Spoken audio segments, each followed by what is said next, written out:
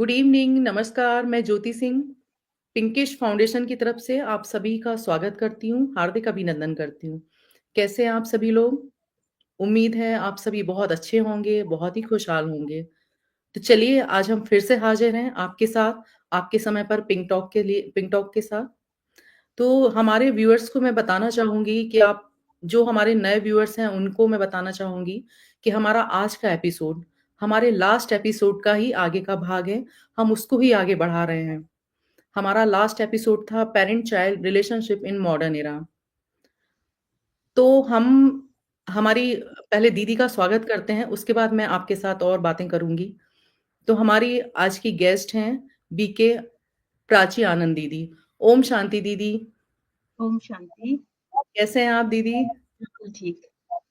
बहुत अच्छा लग रहा है आपको फिर से देखकर, फिर से आपकी बातें सुनने मिलेंगी, फिर से आपको जानना मिलेगा। जी, मुझे भी। तो दीदी मैं वही आज हमारे व्यूअर्स को बता रही थी कि जो हमारा लास्ट एपिसोड था, उसमें हमारे कुछ पॉइंट्स रह गए थे जिनको हम समय की कमी के कारण ले नहीं पाए थे, उनके बारे में हम बात नहीं कर पाए थे। आपके व्यूज़ हम सुन नहीं पाए थे। तो हम उसी को आगे बढ़ाते हुए आज हम बातचीत का जो हमारा अ, टॉपिक रहेगा वो सेम वही रहेगा जो पहले थे। ले दीदी हमें आज तो खास तौर पर मेडिटेशन के बारे में जानना है जी। आपसे, जो हमारा लास्ट एपिसोड में रह गया था। लेकिन उसको जानने से पहले हमारे कुछ व्यूअर्स ने मुझे कुछ क्वेश्चन भेजे थे 2-3, तो मैं थोड़ा-सा उनको लेना चाहूँगी। जी, बिल्कुल। तो हम फिर स्टार्ट करें दीदी? बिल्कुल, बिल्कुल। तो हमने काफ़ी बातें कर ली थी कि आज के पेरेंट्स और बच्चों के बीच में किस तरह से हमें सामंजस्य बिठाना चाहिए, कैसे उनको डील करना चाहिए। दीदी बहुत कुछ जान के बहुत अच्छा लगा कि कहीं न कहीं हम पेरेंट्स ही गलत होते हैं या हमारी कुछ कमी रह जाती है। लेकिन आप एक बात बताइए, जो मेरा नया क्वेश्चन है, नेक्स्ट क्वेश्चन है, वो ये है कि हम बच्चों में हेल्दी डाइट की जो हैबिट है, वो कैसे डेवलप करें? अब यहाँ पे एक क्वेश्चन मैं ही देती हूँ कि हमने सुना होगा, हम डॉक्टर के पास लेके जाते हैं बच्चों को, तो डॉक्टर क्या बोलते हैं, आपने तो टेस्ट बिगाड़ रखा है बच्चों का। आपने उनको जंक फूड खिला-खिला के उनका टेस्ट बिगाड़ा हुआ है। अब आप एक बात बताइए कि बच्चों को आज हम जिस तरह से सोशल लाइफ जी रहे हैं, बच्चे हमारे पार्टीज़ में भी जाते हैं, आजकल बर्थडे पार्टीज़ आम हैं, गेट टुगेदर आम है, फैमिली गेट टुगेदर्स होते हैं। उसमें क्या होता है, ये सारे ही फूड रहते हैं। अगर हम ना रखें, तो बच्चे खाएँगे नहीं, हमें लगता है जो बच्चे खाएँ हम वो रखें। तो इस तरह से हम समझ नहीं आता कि हमने कैसे उनको बिगाड़ दिया, हमने कैसे उनका जो टेस्ट है वो हमने गड़बड़ कर दिया और हमने जंक फूड की उनको हैबिट डाल दी। तो मैं ऐसे जानना चाहूँगी चाहे बच्चे छोटे हों या बड़े हों, बच्चे कभी भी हेल्दी खाना खाना प्रेफ़र नहीं करते, इवन वो खाना छोड़ देंगे, लेकिन खाना नहीं खाना चाहेंगे। तो आप प्लीज़ उसके बारे में कुछ बताइए?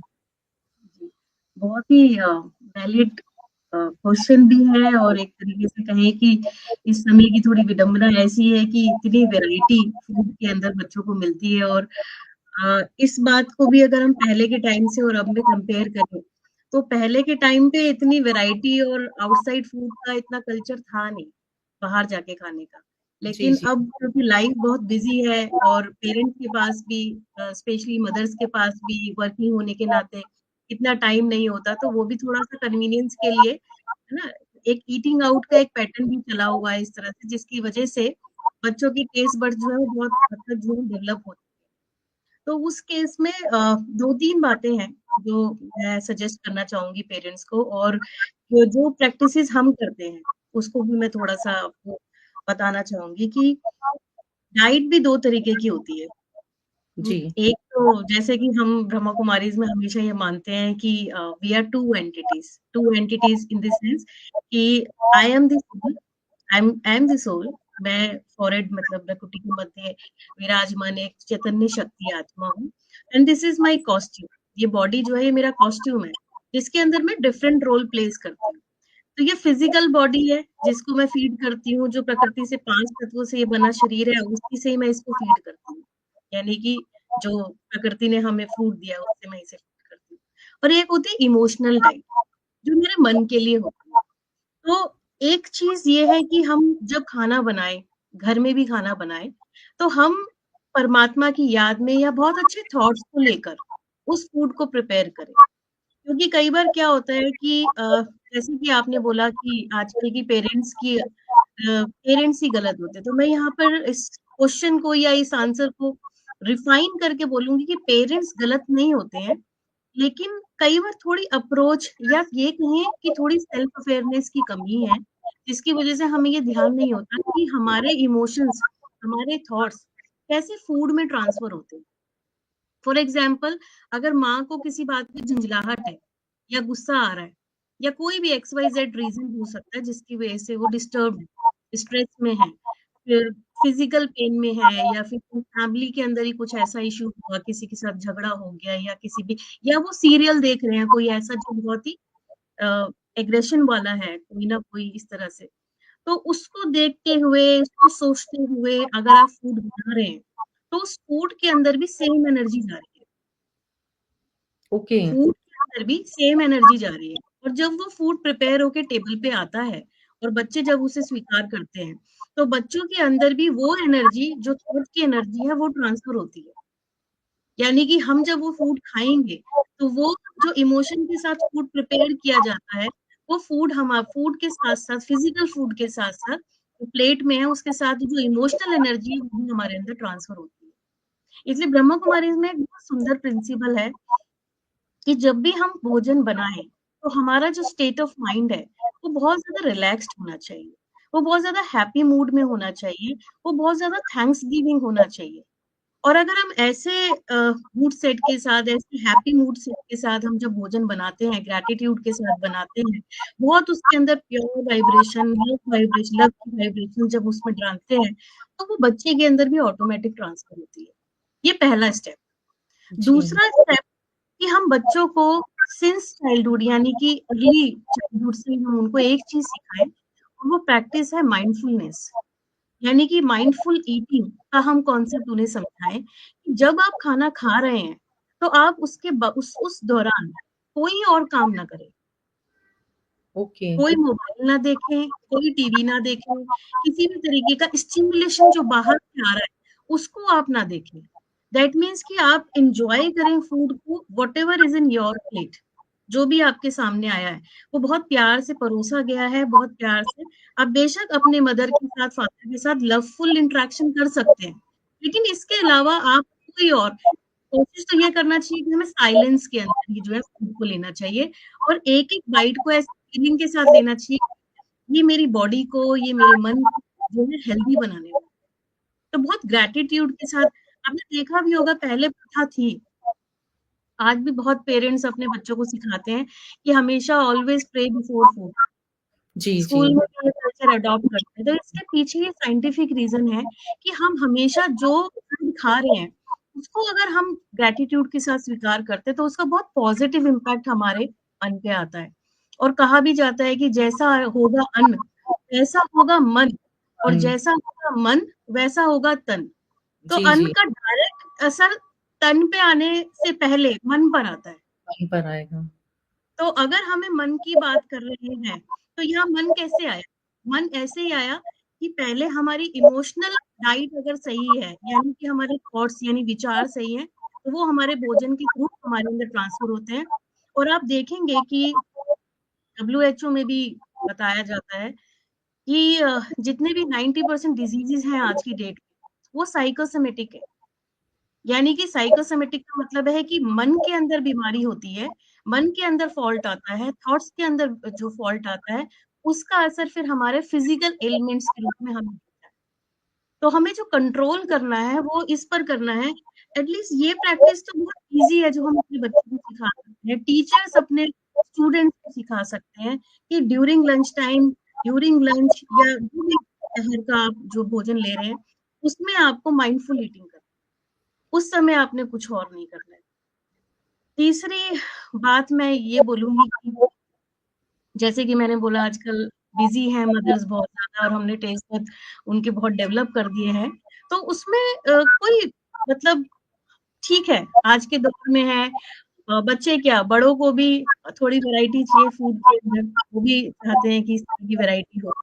तो उस केस में मदर्स थोड़ा पेन ले, और थोड़ा कोशिश करें कि अपने हाथ से वो सब चीजें बनाएं, ताकि एटलीस्ट जो एक अच्छी फीलिंग वो दे सकते हैं फूड, थ्रू, जो संकल्प डालेंगे फूड के थ्रू, वो बच्चों को हेल्दी रूप में उनको, तो इस तरह से हम कर सकते हैं, रोके ना, टोके ना, इस तरह से, क्योंकि आप कहाँ तक रोक किसी भी तरीके से। लेकिन हाँ, आप उनके हाइजीन का बहुत ज़्यादा ध्यान रख सकते हैं। आप अपने पेरेंट्स को, अगेन मैं बोलूँगी, थोड़ा यहाँ पे इनिशिएट लेना पड़ेगा कि वो थोड़ा-सा बच्चे खुद ही अपने हाथों से बना-बना के कुछ खिलाएँ, ताकि मदर और चाइल्ड का बॉन्ड भी जो है वो और लेकिन दीदी आज तो मदर्स वर्किंग हैं, तो सभी के यहाँ खाना बनाने के लिए कुक रखे हुए हैं।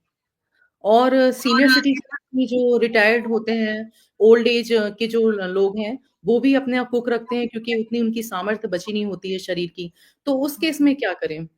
क्योंकि जॉब करना भी ज़रूरी है, बच्चों के फ्यूचर के लिए ही करते हैं मदर्स और पेरेंट्स एज ए दोनों ही वर्किंग हैं, तो उस केस में क्या होगा? क्योंकि जो मैंने देखा है जो मेड आती हैं, वो तो बड़बड़ करते हुए ही बनाती हैं खाना, उनसे तो हम उम्मीद कर नहीं सकते। हुँ। तो इस केस में क्या होगा?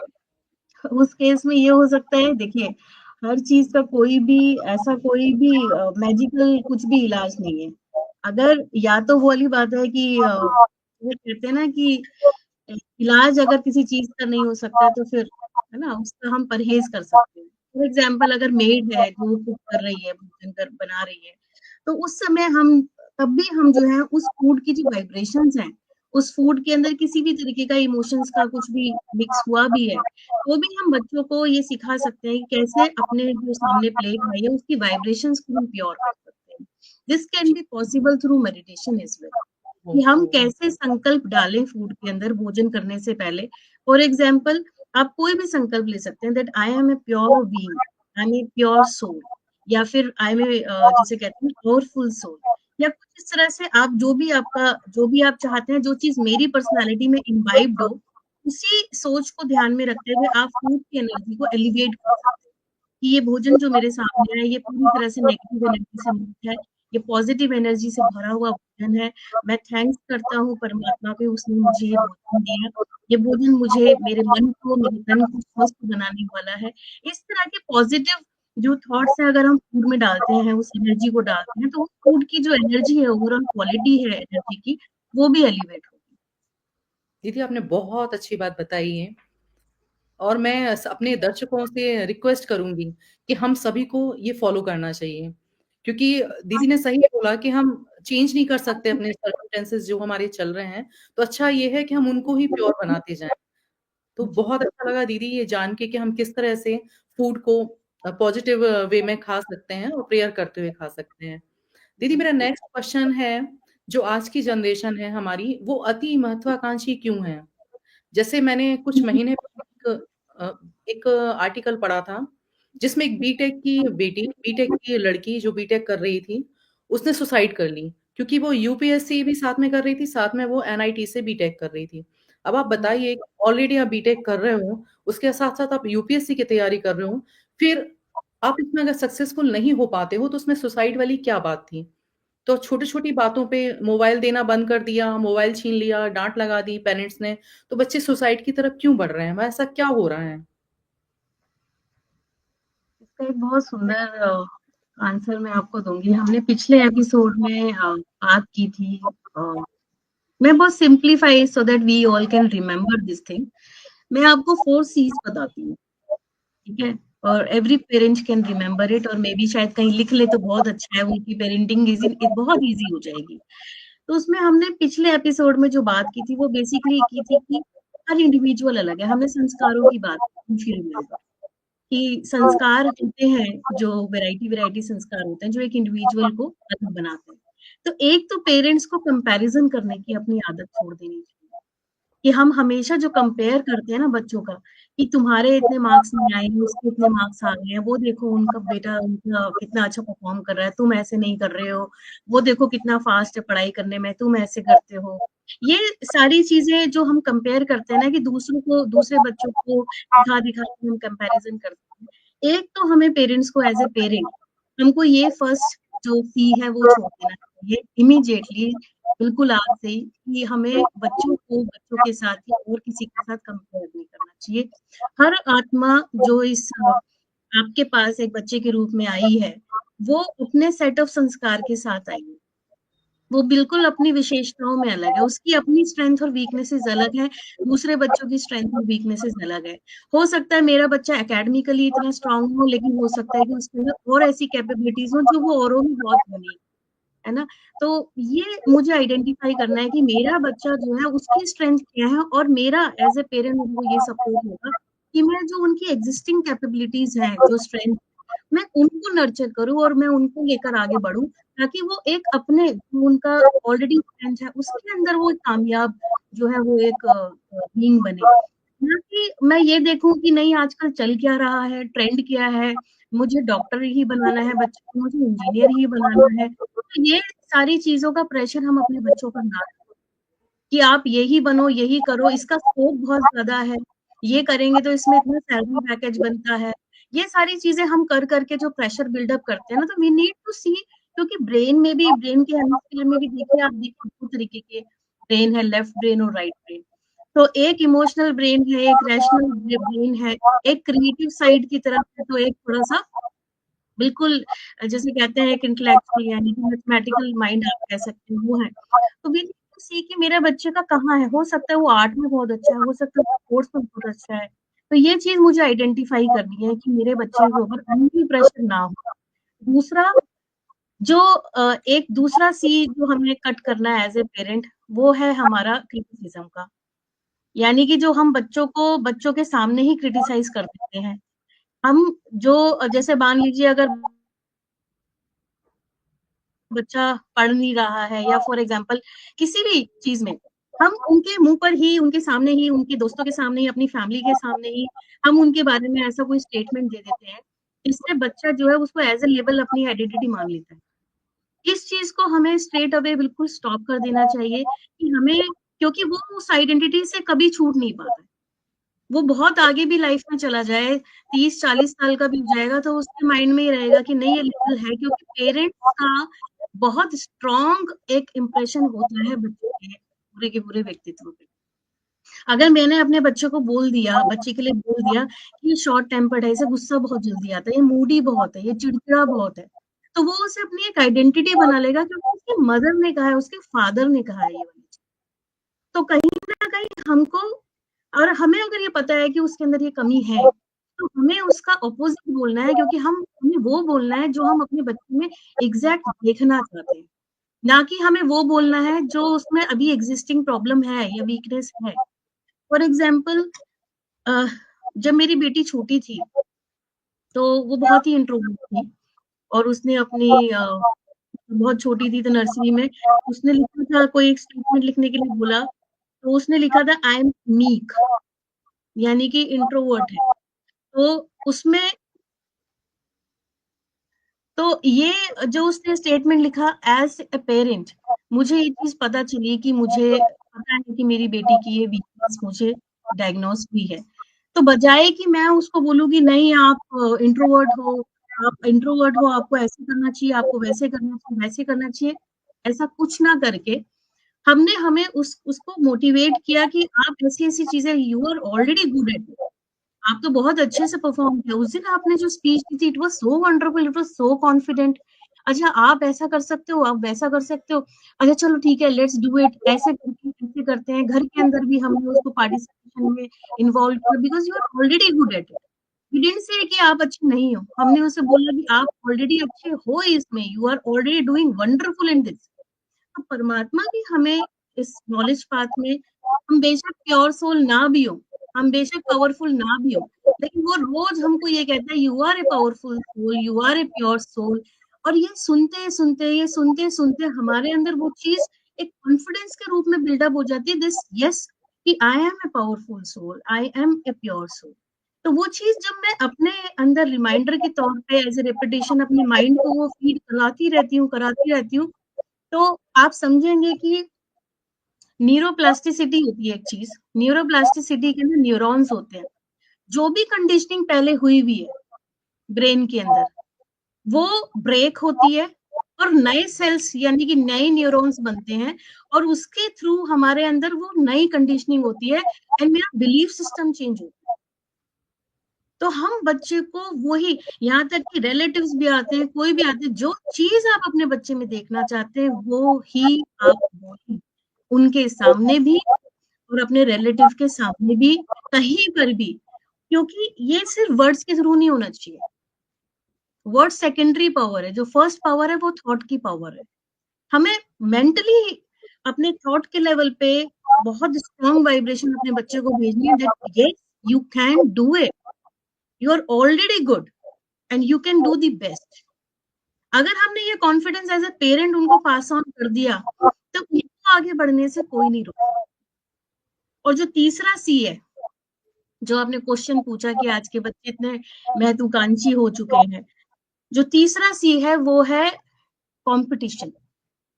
कि हम आज की डेट में इतना ज्यादा कंपटीशन देख रहे हैं कि बच्चे उससे ज्यादा उसमें अफेक्ट हो रहे हैं कि वो इतना अच्छा कर रहे हैं, वो इतना अच्छा कर रहे हैं, मुझे बहुत अच्छा कर रहे हैं, उनको एंग्जाइटी अटैक आ रहे हैं।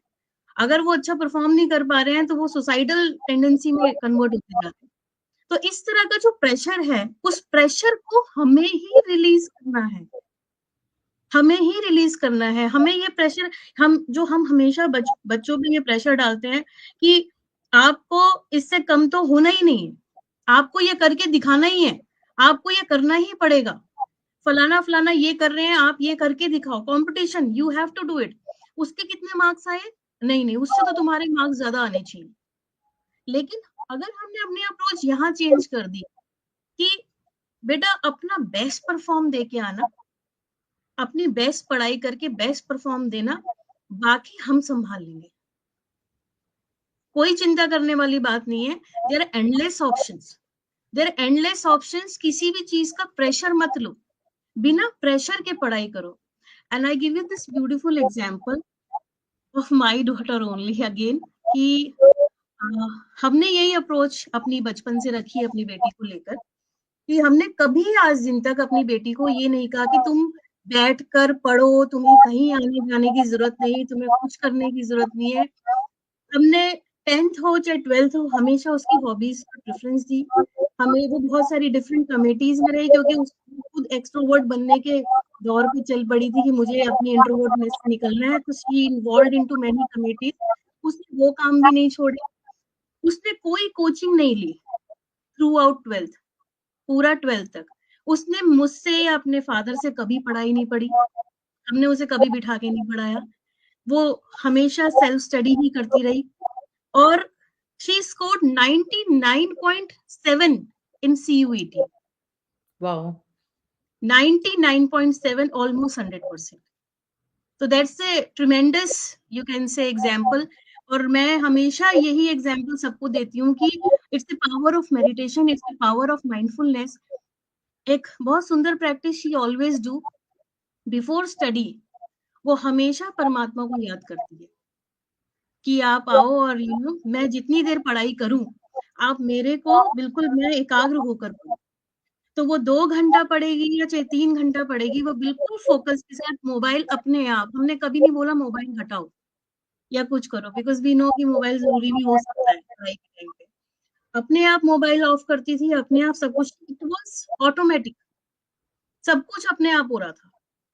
सो ये सिर्फ और सिर्फ इसलिए कि कुछ हैबिट्स हैं जो हमें अपने बच्चों को डेवलप करनी है। वो कुछ हेल्दी हैबिट्स अगर आप चाहें तो मैं बताती हूँ कि एक तो बच्चों को माइंडफुलनेस, जो मैंने आपको बताया, meditation start with the self talk, अपने आप से बच्चों को बातें करना सिखाएं।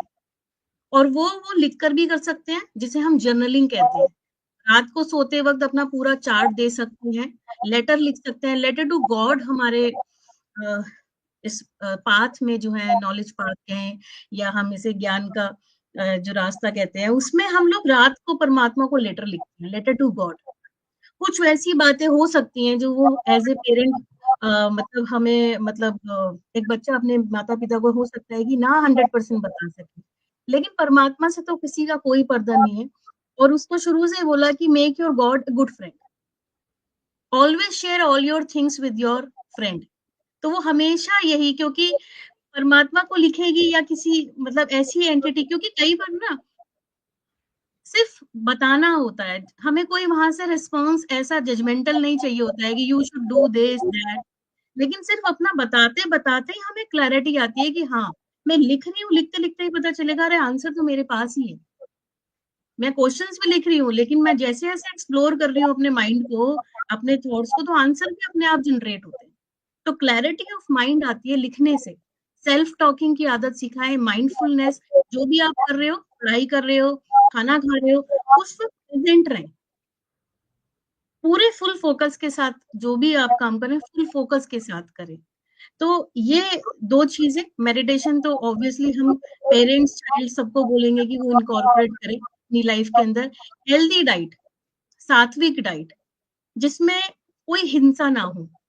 हिंसा यानी कि वेजिटेरियन। मेरा मतलब यहाँ से नॉन वेजिटेरियन डाइट से ही है कि जो पीड़ा, जो दर्द, जो डर उस समय उस जीव को होता है, कटते हुए या जिस भी प्रोसेस से वो गुज़रते हैं और जब वो हमारे भोजन में यानी हमारे पेट में जाता है वो भोजन के थ्रू, तो जैसे हमने बोला उस एनर्जी का हमारे अंदर ट्रांसफर होता है।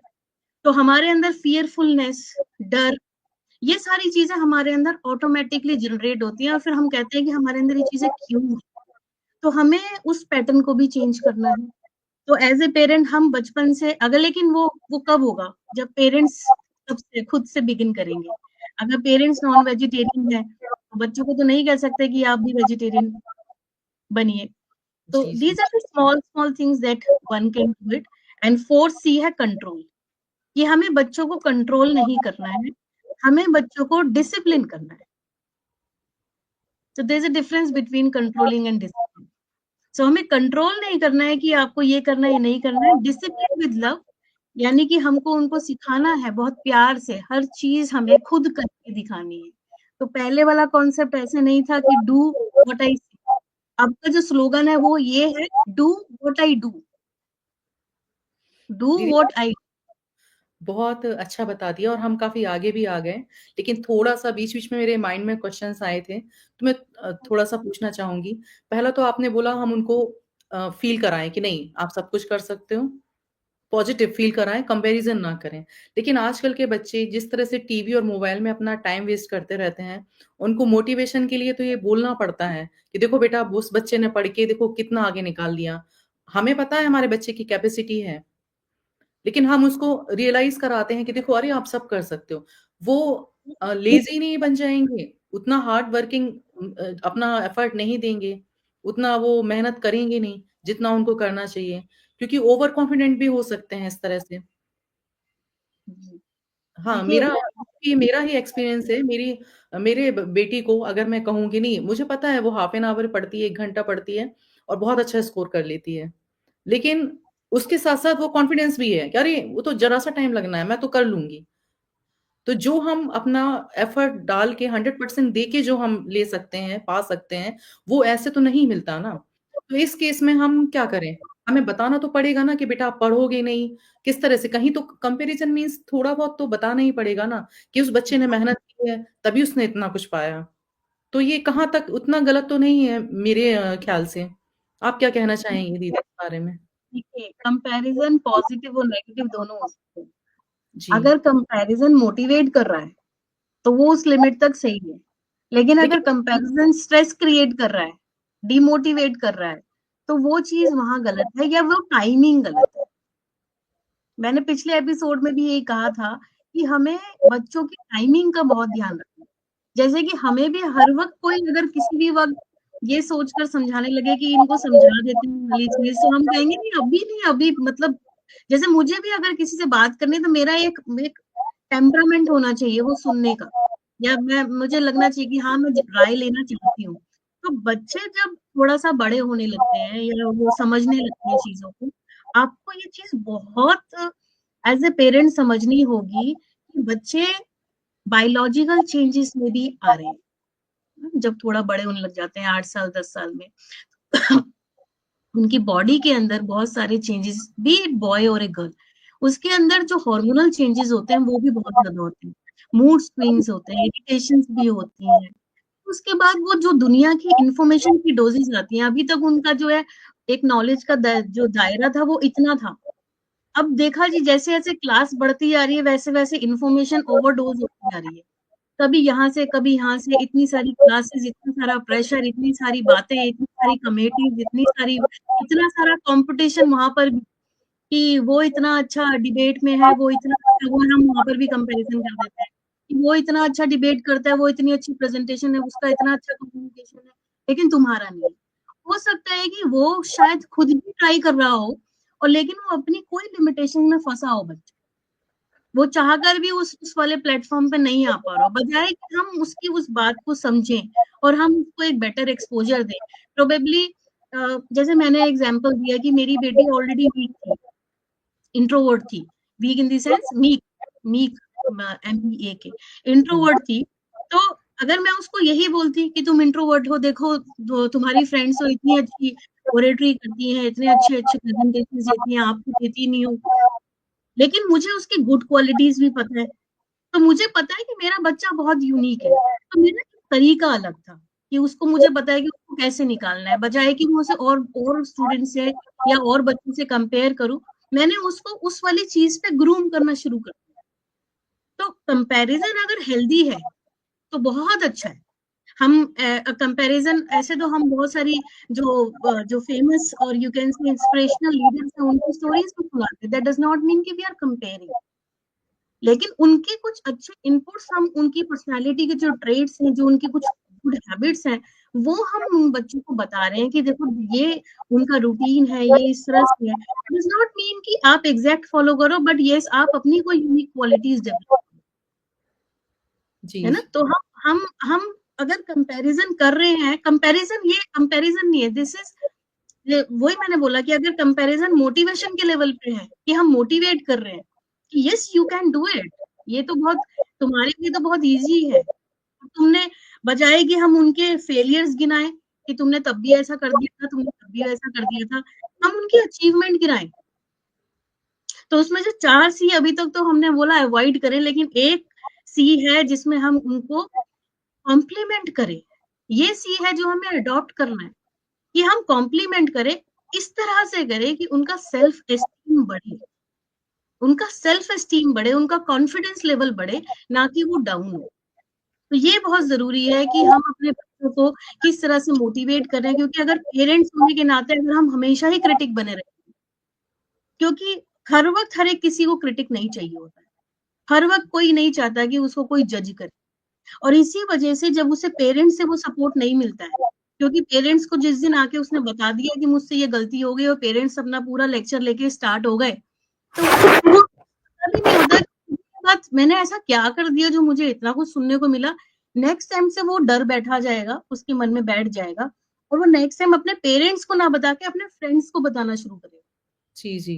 क्योंकि उसको वो लगेगा कि यहाँ कम्फर्ट है, यहाँ हुँ, मेरे फ्रेंड्स हैं मुझे सुनते हैं, मुझे क्रिटिसाइज़ नहीं करते, जजमेंटल नहीं होते हैं, लेकिन मेरे पेरेंट्स हमेशा जो हैं वो जो है पूरे अपने लेक्चर के साथ या फिर डूज़ एंड डोंट्स की लिस्ट लेके जो है वो स्टार्ट हो जाएँगे। तो कई बार हम बोलते हैं ना कि व्हाट इज़ बीइंग फ्रेंड, है ना? मतलब एक एक पेरेंट्स को फ्रेंड होना होता क्या है?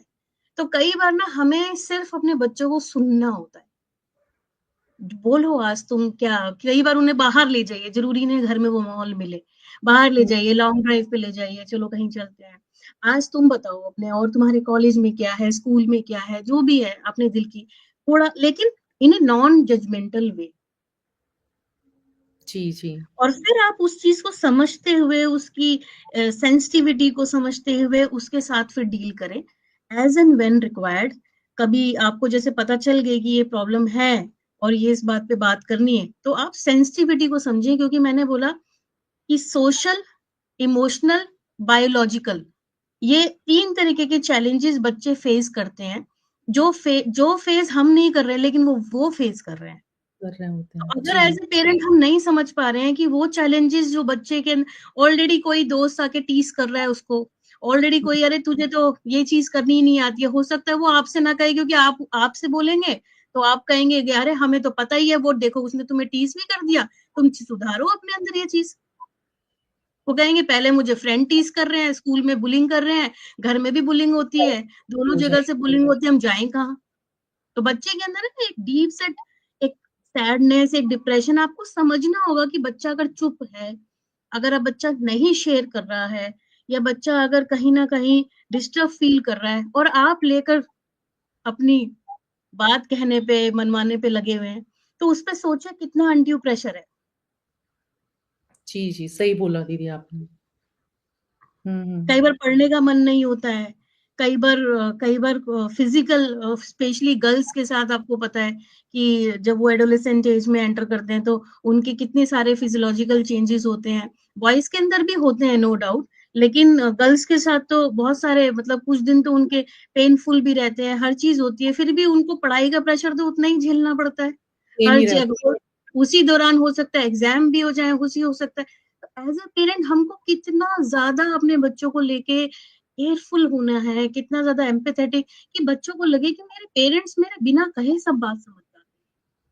कई बार बच्चों को सही बोला बहुत आप। ज्यादा उनकी अपनी स्पेस देनी होती है, कि बी इन योर स्पेस, कोई हुँ, प्रॉब्लम नहीं है, आप हमसे नहीं बात करना पसंद कर रहे हो इस समय, किसी से बात करने का मन नहीं है, दैट्स फाइन। आप उनको एक हॉट कप ऑफ कॉफी दीजिए, थोड़ा सा रिलैक्स करिए उनको, उनका फेवरेट म्यूजिक के साथ छोड़ दीजिए, कुछ इस तरह से कि उनको अपना स्पेस भी दे दिया ना, तो भी वो आपको बहुत, वो इस चीज का बहुत अंदर ही अंदर थैंक्स बोलेंगे कि इस वक्त मन नहीं था मुझे कुछ सुनने का, इन्होंने मुझे आज मुझे अपना स्पेस दे दिया, एंड वो अपने आप आएंगे आपसे बात करने। बहुत सही बोला दीदी आपने, बहुत अच्छा लगा सुन के। दीदी, मेरा हम्म। नेक्स्ट क्वेश्चन ये है कि बच्चों को हम मेडिटेशन कैसे सिखाएँ, कैसे हैबिट्स उनमें डालें? क्योंकि बच्चे बहुत ही फास्ट होते हैं। उन्हें जिम जाके वर्कआउट करना और बहुत ही लाउड म्यूज़िक पे वर्कआउट करना और इस तरह की चीज़ें पसंद होती हैं, जबकि मेडिटेशन एकदम शांत और थोड़ा स्लो वाली प्रोसीजर होती है। तो किस तरह से उनमें डेवलप करें? देखिए, अ, ये जो नेचर है, ह्यूमन नेचर, अगर हम आत्मा के 7 गुणों की बात करें, है ना, ये सब में यूनिवर्सल है। हमने जब संस्कारों की बात करी तो हमने कहा था कि जो मूल संस्कार हैं आत्मा के, वो सब में इंटैक्ट है, और हमारे अंदर अक्रॉस ऑल सोल्स, जितनी भी सोल हैं धरती पर, उन सब में 7 गुण होते हैं, और उन 7 गुणों में एक गुण होता है, वो होता है शांति का गुण, कि मैं शांत स्वरूप आत्मा हूँ। There is no other option available, कि मुझे, मैं कितना भी धूमधाम में चली जाऊं, मैं कितना भी लाउड म्यूजिक सुन लूं, एक एक पॉइंट पे आके मैं क्या बोलूंगी, मुझे थोड़ी शांति चाहिए, बहुत हो गया, हुँ, है ना, बीट चाइल्ड, बीट एनीवन। तो ये चीज में कोई बुराई नहीं है, अगर बच्चा जिम जाके लाउड म्यूजिक सुन रहा है, या घर में भी उसको डांस करना पसंद है, बहुत अच्छी बात है, कोई प्रॉब्लम नहीं है इसके अंदर, ये भी एक पर्सनालिटी को एनहेंस ही करेगा। यू कैन बी, थोड़ा सा आप इस चीज में वॉचफुल हो सकते हैं, जो वो सॉन्ग्स का सिलेक्शन कर रहे हैं वो थोड़ा सा, उनका लिरिक्स वगैरह जो है वो थोड़ा बेटर हो, थोड़ा सा सभ्य हो, उस चीज को आप थोड़ा सा वो कर सकते हैं, ध्यान दे सकते हैं। इनिशियल एज से ही अगर आपने इस चीज को आपने सिखाना शुरू कर दिया, तो इस चीज का ध्यान रखेंगे। लैंग्वेज, मतलब जो, चाहे वो सॉन्ग्स में हो, चाहे वो बोलने में हो, हमें लैंग्वेज पे कंट्रोल हम इजीली कर सकते हैं बच्चों के। अगर घर में अब्यूजिव लैंग्वेज का यूज नहीं हो रहा है, तो बच्चे भी इजीली वो अडॉप्ट कर लेते हैं, कि हाँ, हम कभी अब्यूजिव ना हो, हम कोई हार्श ना बोले, या हम कुछ हुँ, गंदा हुँ। ना बोले, जी। तो वो हम सॉन्ग्स में वो कर सकते हैं। और रही बात साइलेंस की, तो मेडिटेशन में जो रिलैक्सेशन मिलता है, एक बार वो टेस्ट कर लिया जाए, तो बच्चे अपने आप कहेंगे कि ये बहुत ज्यादा डी स्ट्रेसिंग होता है, और इसको करने में कोई बुराई नहीं है, इसके लिए इजीली टाइम निकाला जा सकता है। और राजयोग का मेडिटेशन की इतनी खूबसूरत बात ये है कि इसको हम बात करते हुए, काम करते हुए, घूमते हुए, इनफैक्ट जिम में वर्कआउट करते हुए, डांस करते हुए भी हम मेडिटेटिव स्टेट में रह सकते हैं। अच्छा दीदी, यहाँ पर एक और क्वेश्चन आया। जो अभी न्यू जनरेशन के बच्चे हैं, उनका कहना ये होता है कि मेडिटेशन का मीन्स अपने आप को भूल जाना, किसी भी चीज़ में अपने आप को डुबो देना, एक तरह से डूब जाना। तो उनके लिए मेडिटेशन तो कुछ भी हो सकता है। जैसे मैंने अभी बताया कि लाउड म्यूज़िक पे उनको डांस करना, उनके हिसाब से वो भी मेडिटेशन है। जबकि हमने ये जाना है कि मेडिटेशन मीन्स हम शांत एक जगह पर बैठे हुए हैं, हमने अपने आँखों को क्लोज़ कर रखा है, हमने कहीं ध्यान लगाया हुआ है, मतलब हम इस तरह से समझते हैं। लेकिन आजकल के बच्चे कहते हैं कि जहाँ आप अपने आप को भूल गए, डूब गए, वो मेडिटेशन है। तो वो उनकी नज़रों में वो बराबर ही हुआ। और हम अब आप अब मैं आपसे ये जानना चाहती हूँ, क्या वाक़ई में वो भी एक मेडिटेशन है क्या? कह सकते हैं, कह सकते हैं। दुनिया के अंदर बहुत तरीके की मेडिटेशन है और जी, मेडिटेशन के अंदर अगर आप उस एक्टिविटी के अंदर फुल्ली इन्वॉल्व्ड हैं, तो ये एक तरीके की माइंडफुलनेस है जिसको मेडिटेशन के रूप में समझा जाता है। और राजयोग का मेडिटेशन और हाँ, राजयोग हुँ, का मेडिटेशन और मेडिटेशन से अलग है। अच्छा। जैसे कि आप और मेडिटेशन में देखेंगे तो किसी के अंदर मंत्रों के ऊपर उच्चारण करके ध्यान एकाग्र कर रहे हैं, जी, जी। किसी के अंदर सांसों के ऊपर ध्यान एकाग्र कर कर जो है वो ध्यान, जो बच्चों ने बोली वो बात ठीक है, क्योंकि ध्यान तो एक ही चीज पे ही जा सकता है। तो उसमें कभी ब्रेथ के ऊपर जा रहा है, तो कभी किसी ने मंत्रों के ऊपर किया, है ना, कई अलग अलग आसन के अंदर। और राजयोग का मेडिटेशन की ये ब्यूटी है, इसके अंदर हम अपने संकल्पों के ऊपर जो है नियंत्रण करते हैं। यानी कि हमारे थॉट्स कहाँ-कहाँ फैले हुए हैं, उनको हम समेटते हैं और हम अपने थॉट्स की क्वालिटी को चेक करते हुए, नेगेटिव थॉट्स जो है उनसे अपने आप को विथड्रॉ करते हैं और अपने आप को पॉजिटिव थॉट्स में टिकाते हैं। फॉर एग्जाम्पल, अगर मुझे ये पता है कि मेरे 7 गुण ये हैं, है ना? जिसके अंदर प्योरिटी भी है, तो पीस भी है, तो हैप्पीनेस भी है, ब्लिस भी है, ये बहुत सारे मेरे 7 गुण हैं जो मेरे अंदर ऑलरेडी हैं। अब मुझे इसे जागृत करना है। मुझे इसे जगाना है। सपोज़ मैं आजकल बहुत स्ट्रेसफुल हूँ या मुझे बहुत एंग्ज़ायटी आ रही है या कुछ इस तरह से है, बच्चों को तो बहुत स्ट्रेस हो जाता है एग्ज़ाम के टाइम पे भी। तो उस केस में अगर मैं ये प्रैक्टिस करती हूँ कि I am a peaceful soul और मैं अपने आप को सिटिंग मेडिटेशन में भी मैं आराम से ध्यान मग्न होकर बैठी हूँ और मैंने कोशिश की कि अपना सारा ध्यान जो है वो मैं समेटूँ बाहर की दुनिया से और कुछ समय मैं अपने साथ बैठूँ। I am my best friend, I am sitting with my self. आप बैठे अपने साथ और फिर आप जब ये रेपिटेशन अपने अंदर, मन के अंदर ही जब आप करते हैं, इस स्वमान में आप बैठते हैं, इसको हम पॉजिटिव अफर्मेशंस भी बोलते हैं। जब हम उसको लेकर बैठते हैं, तो वो जो थॉट्स होते हैं वो वाइब्रेट होते हैं, यानी कि वो वाइब्रेशंस फैलाते हैं, जिसको हम बोलते हैं कि हमारा जो ये वृत्ति है, मन की दशा जो है वो वृत्ति कहलाती है और हमारे चारों ओर ये वाइब्रेशन फैलती है। तो जब मैं बोलती हूँ मन में जब मेरा मन में ये सब चलता है कि मैं शांत स्वरूप आत्मा हूँ, तो मेरा शांति का ऑरा क्रिएट होता है और उस शांति को मैं फ़ील करती हूँ। और जब मुझे वो इटर्नल पीस फ़ील होती है अपने अंदर, तो मुझे कोई शोर, कोई किसी बात की कुछ नहीं, क्योंकि मैं अपनी हर चीज़ बहुत क्लियर देख पा रही हूँ, अपने थॉट्स की क्वालिटी देख पा रही हूँ। मैं जब एक छोटा-सा एग्ज़ाम्पल, जैसे कि मेरे मन के अंदर as per WHO as well कि हमारे जो थॉट्स में 1 मिनट के अंदर हमारे जो थॉट्स हैं, वो 40 से 50,000 आ सकते हैं। ओह! तो वो इतनी जो 40 से 50 क्वांटिटी पूरे दिन का रेशो जो है वो 40 से 50,000 तक का हो सकता है। 60,000 तक भी जो है वो थॉट्स आ सकते हैं। तो ये तो हुँ, ऑब्वियस सी बात है कि हमारे जो ये पूरे दिन 24 घंटे में जो ये थॉट्स आते हैं और 1 मिनट में जो 40 से 50 थॉट्स की हम बात कर रहे हैं, वो सारे थॉट्स पॉज़िटिव नहीं होंगे। बिल्कुल, जो बिल्कुल। थॉट्स हैं, वो नेगेटिव भी हैं, पॉज़िटिव भी हैं, कुछ नेसेसरी भी हैं, क्योंकि हमें नहाना है, ऑफ़िस जाना है या कॉलेज जाना है या स्कूल जाना है, ये हमारे नेसेसरी थॉट्स हैं, खाना खाना है, ये नेसेसरी, और कुछ ने अननेसेसरी थॉट्स भी हैं। किसी ने क्या कहा, क्यों कहा, इसने ये किया, वो किया, मुझे ऐसा करना चाहिए था, मुझे ऐसा कहना चाहिए था, ये सारे वेस्ट थॉट्स। तो हमारे पूरे दिन के अंदर ये भी एक सर्वे से ही पता चला है कि हमारे पूरे दिन के अंदर हमारे 90% से भी जो ज़्यादा जो थॉट्स हैं, वो वेस्ट और नेगेटिव कैटेगरी के। क्योंकि हम नेगेटिव सर्कमस्टेंसेस के बीच में बैठे हैं, हम वहीं से ही इन्फॉर्मेशन इनटेक कर रहे हैं। उसी इन्फॉर्मेशन जो इन्फॉर्मेशन है वो थॉट्स के रूप में अंदर जा रही है। फिर उन्हीं थॉट्स को हम जो रेपिटेटिव फॉर्म में लेकर आ रहे हैं। एक बार हमने कोई न्यूज़ सुनी, वो हमने 10 बार किसी को सुना दी, तो उसका जो एक तरीके से कहते हैं ना कि जो उसका एक इम्पैक्ट है, ये जो एनर्जी है वो उसकी और बढ़ गई। तो हम मेडिटेशन के अंदर क्या करते हैं कि हम नेगेटिव और पॉजिटिव जो थॉट्स हैं, उसको डिफरेंशिएट करते हुए, उसको समझते हुए अपने पॉजिटिव थॉट्स के ऊपर कॉन्संट्रेट करते हैं। नेगेटिव थॉट्स के बारे में तो हम सोचते ही नहीं, वेस्ट थॉट के बारे में हम सोचते ही नहीं।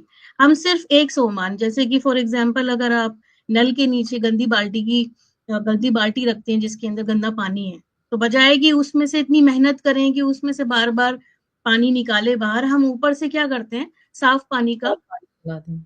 जी, चला जी। देते हैं।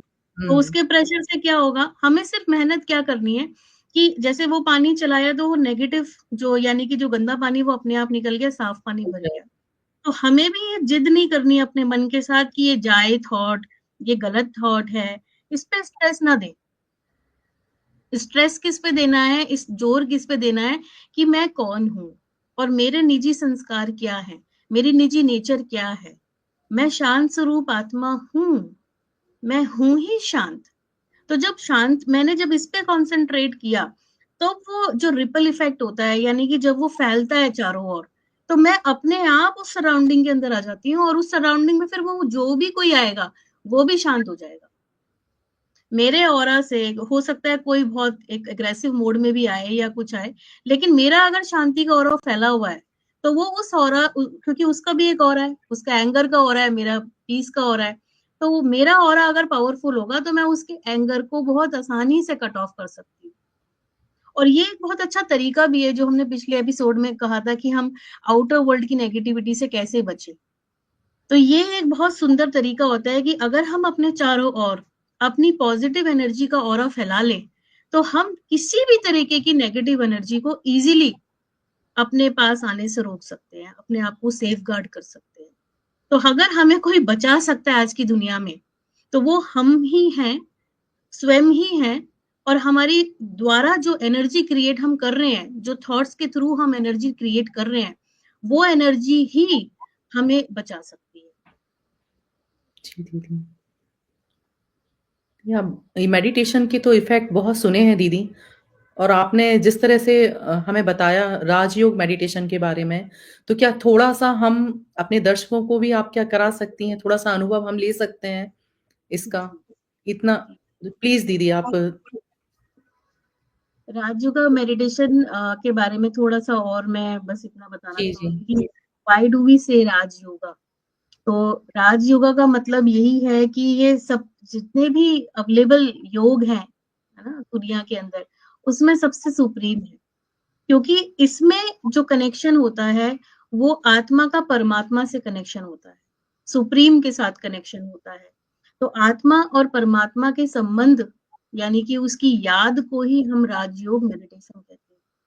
तो जी, जैसे दुनिया के अंदर किसी ऑब्जेक्ट को देख के कोई एनर्जी ले रहा है ना? उस समय के लिए हम उस थॉट को रोक दे रहे हैं। फॉर एग्जाम्पल अगर मैं कैंडल को देख के मेडिटेट कर रही हूँ, ना होता है बहुत जगह पे इस तरह का हुँ, भी। हुँ। तो जितनी देर मैं कैंडल को देख रही हूँ, उतनी देर मैंने अपने नेगेटिव थॉट्स के प्रवाह को रोका हुआ है। और जैसे ही वो कैंडल का इफेक्ट गया, उसका थोड़ी देर तो इम्प्रेशन मेरे अंदर रहा, लेकिन फिर उसके बाद वो नेगेटिव थॉट्स मेरे अंदर फिर चारों से ओर से आना आ जाते हैं। जी, लेकिन राजयोग का मेडिटेशन क्या करता है कि जब हम अपना क्योंकि इसमें सब फर्स्ट स्टेप होता है सेल्फ अवेयरनेस यानी कि स्वयं की पहचान।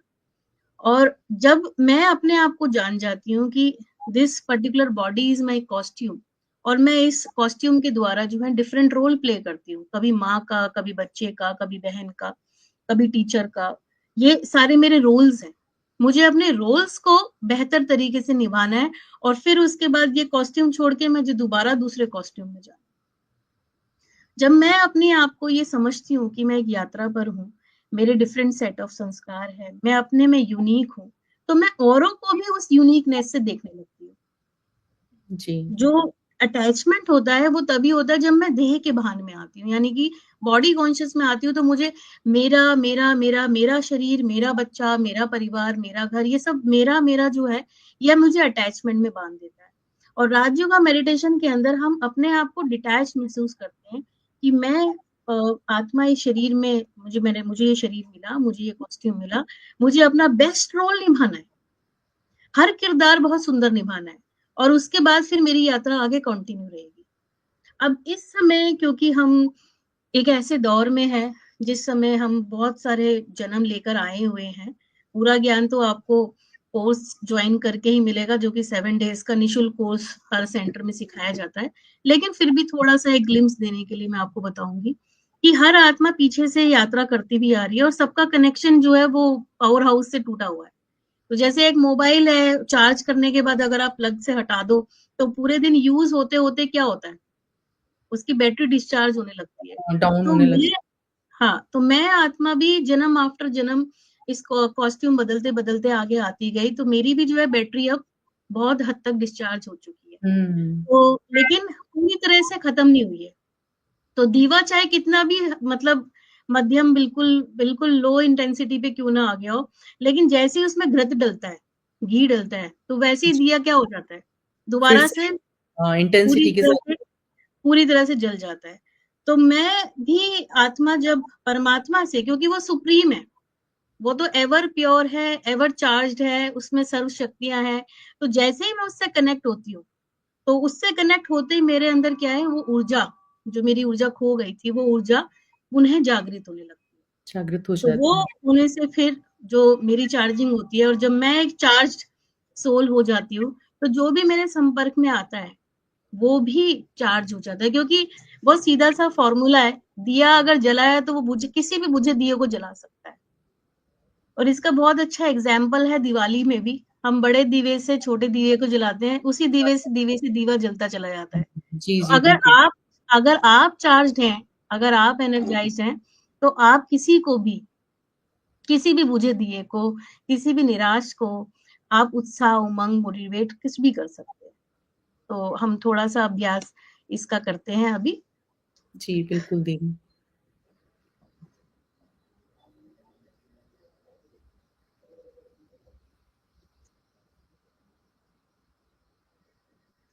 ओम शांति। जी, राजयोग का अभ्यास खुली आँखों से किया जाता है वैसे तो, लेकिन अभी चूँकि आप नए हैं सभी, तो आँख बंद भी कर सकते हैं। खुली आँखों का इसलिए रखते हैं अभ्यास, क्योंकि हमें कर्मयोगी स्टेज में रहना है। कर्मयोगी माना कर्म करते हुए भी हम मेडिटेटिव स्टेट में रह सकते हैं। आँखें बंद करके तो हमें सिर्फ बैठकर ही हम योग लगा सकते हैं। तो राजयोग की ये भी एक बहुत सुंदर खूबसूरती है कि हम काम करते हुए भी योग को मेडिटेशन। शामिल कर सकते हैं, जी, जी। मेडिटेशन कर सकते हैं। बिल्कुल रिलैक्स होकर बैठेंगे।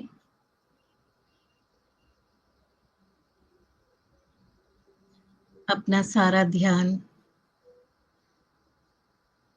बाहर की सभी बातों से मुक्त करेंगे।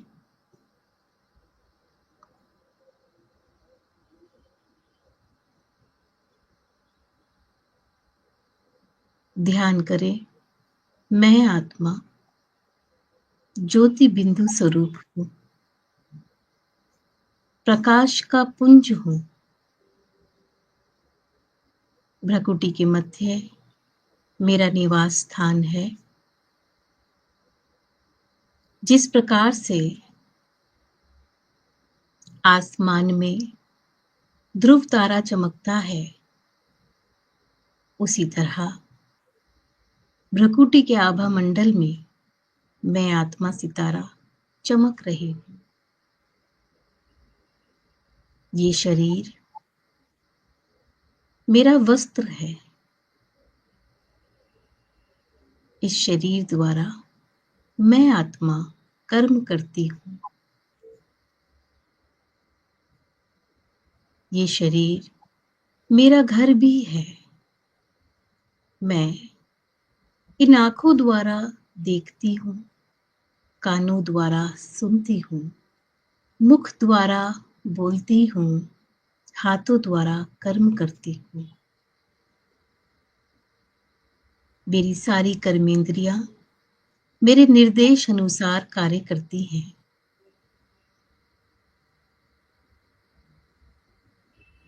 मैं आत्मा इस शरीर द्वारा अनेक रोल, अनेक किरदार प्ले करती हूँ।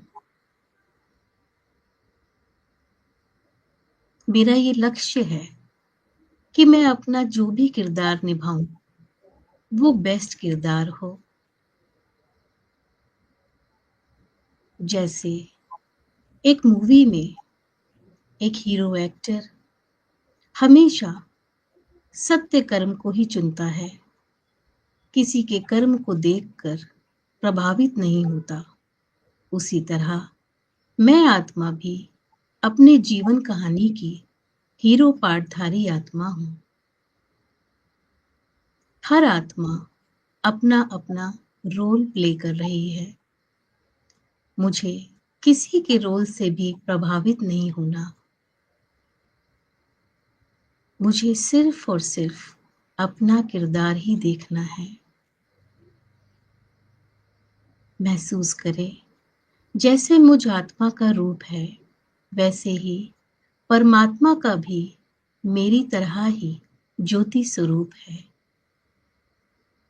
महसूस करें, इस आकाश से भी पार एक दुनिया है जिसे परम धाम कहते हैं।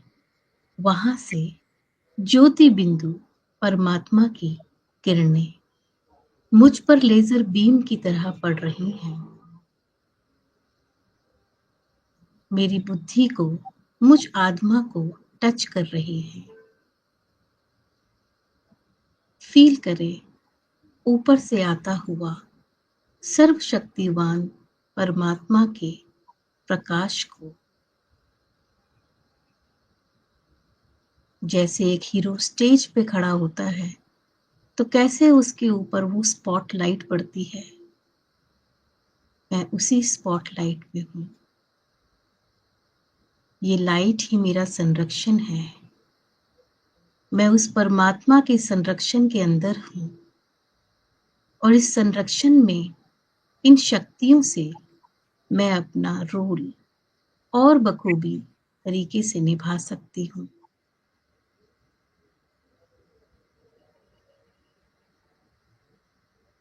मुझे सत्य कर्म करने की प्रेरणा प्राप्त हो रही है।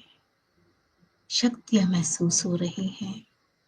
जो शक्तियां मुझसे खो गई थी, कम हो गई थी, वो पुनः जागृत हो गई हैं। महसूस करें, मैं शांत स्वरूप आत्मा हूं। सुनहरे लाल प्रकाश को अपने चारों ओर फैला दें। ब्रेन में, पूरे शरीर में, अपने चारों ओर असीम शांति को महसूस करें। शक्तियों को महसूस करें।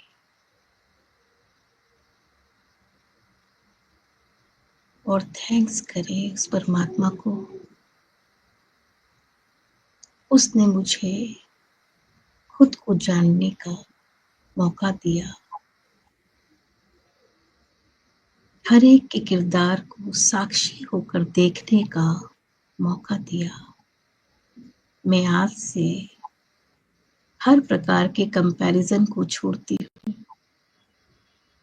क्रिटिसिज्म को छोड़ती हूँ। ये पूरी दुनिया बहुत सुंदर है। मैं अपने नजरिए को बदलती हूँ। हर आत्मा बहुत अच्छी है। मैं इस नजरिए को सुधारती हूँ। सब अपना बेस्ट रोल दे रहे हैं। Thank you God, thank you, thank you.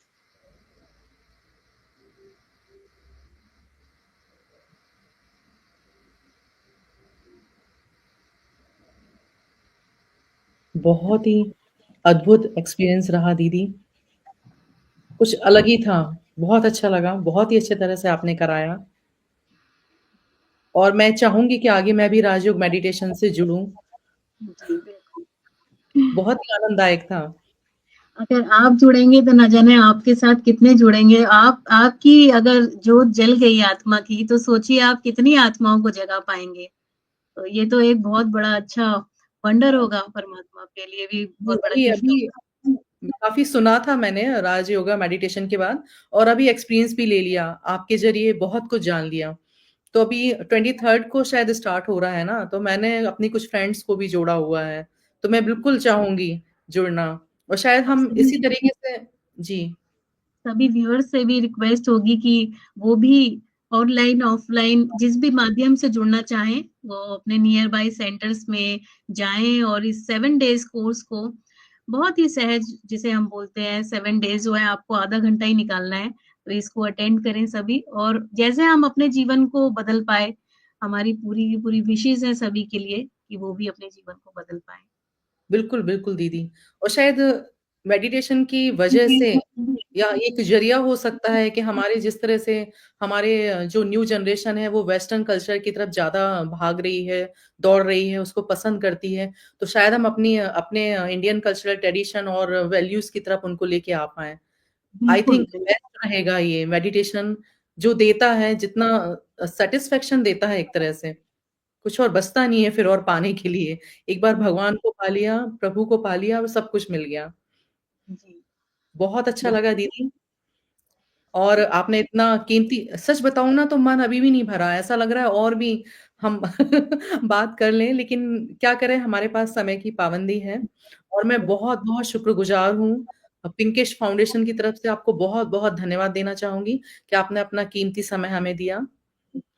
Om Shanti दीदी और हमारे व्यूअर्स को मैं कहूँगी कि दीदी की कही हुई सभी सारगर्भित बातों को प्लीज़ अपने डेली रूटीन में लेके आएँ, उनको हैबिट्स में लेके आएँ।